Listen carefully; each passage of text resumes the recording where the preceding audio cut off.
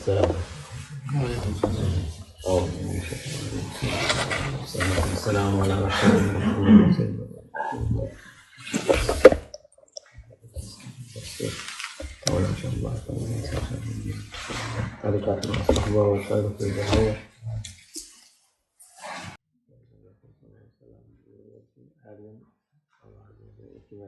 ہمارے رسول اللہ صلی اللہ علیہ وسلم فرماتے ہیں کہ اللہ عز و جل ہر روز 2 فرشتوں کو حکم دیتا ہے یہ کہنے کے لیے لدول الموتی وابن للخراب، پیدا ہوں مرنے کے لیے اور عمارت بنائیں اس کو ڈھانے کے لیے۔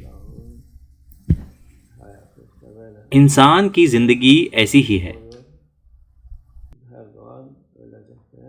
اللہ عز و جل یہ بات فرشتوں کے ذریعے بتاتا ہے جس سے کہ وہ جان جائیں کہ ہر کوئی جو پیدا ہوتا ہے وہ مرے گا بھی، کوئی بھی مخلوق اس دنیا میں ہمیشہ کے لیے نہیں ہے، یہ چلی جائے گی اور پھر ہمیشہ کے لیے رہے گی قیامت میں۔ چاہے عمارت کتنی ہی مضبوط کیوں نہ بنا لیں آپ، وہ آخر میں ڈہ جائے گی۔ ابھی وہ کہتے ہیں کہ ہمیں اور مضبوط عمارتیں بنانی ہیں جس سے کہ زلزلوں سے بچ سکیں۔ بالکل، وہ زلزلوں کے لیے مضبوط ہونی چاہیے، لیکن آخر میں جب قیامت آئے گی تو کوئی بھی عمارت نہیں بچے گی۔ عمارت چھوڑیں، کوئی پہاڑ نہیں بچیں گے۔ پہاڑ دھول میں مل جائیں گے ایک دوسرے سے ٹکرا کر۔ وہ ابھی 7 یا 8 ماپ کے زلزلے کی بات کرتے ہیں،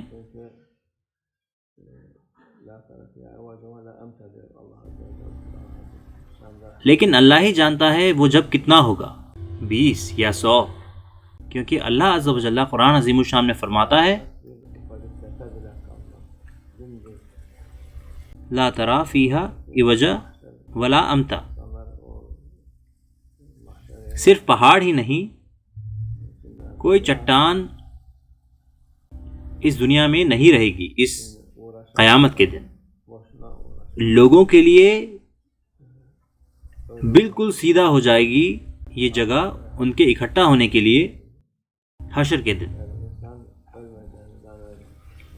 اس لیے جو لوگ اس دنیا میں چیزوں کی کوشش کر رہے ہیں وہ بیکار ہے۔ ہمیں موت کو یاد رکھنا چاہیے، ہمیں آخرت کے لیے کام کرنا ہے۔ ہر کوئی یہی سوچتا ہے کہ وہ نہیں مرے گا شروعات، لیکن موت سب کو آتی ہے، لوگوں کو اس کے لیے تیار ہونا چاہیے۔ اور جیسے ہم نے کہا، جب آپ ایک عمارت بناتے ہیں تو آپ کو یہ اللہ عز و جل کی رضا کے لیے بنانی ہے، جس سے اللہ اس کی حفاظت کرے۔ آپ کو اللہ سے سہارا مانگنا ہے۔ دنیا لوگوں کو دھوکے میں رکھے ہوئے ہے، کچھ لوگوں کے لیے اچھی ہے اور کچھ کے لیے بری۔ جو لوگ اللہ کے راستے پر ہیں، اللہ کی رضا مانگتے ہیں، وہ ہمیشہ فائدے میں رہیں گے، اور وہ یہ 2 چیزیں نہیں بھولتے۔ وہ دنیا کی زیادہ پرواہ نہیں کرتے۔ اللہ عز و جل ہمیں ہر روز ہوشیار کر رہا ہے جس سے کہ ہم دنیا کی زیادہ پرواہ نہ کریں۔ ہر چیز ہمیں اللہ عز و جل کی اور آخرت کی یاد دلائے۔ اللہ ہماری حفاظت فرمائے، ہمارا آخر اچھا ہو انشاءاللہ۔